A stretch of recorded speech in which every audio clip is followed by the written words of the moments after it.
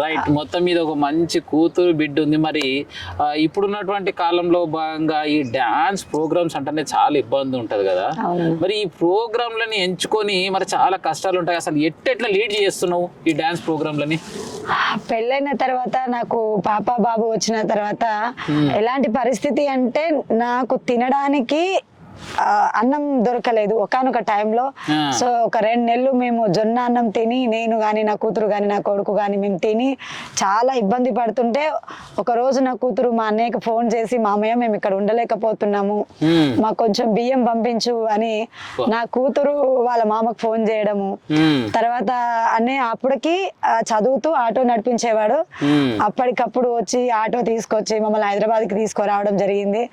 తీసుకొచ్చిన తర్వాత మేము ముగ్గురము, వాళ్ళు ముగ్గురు అతి కష్టం మీద అతి దీనమైన స్థితిలో ఉన్నాము. అన్నయ్య చాలా ఇబ్బంది పడేవారు.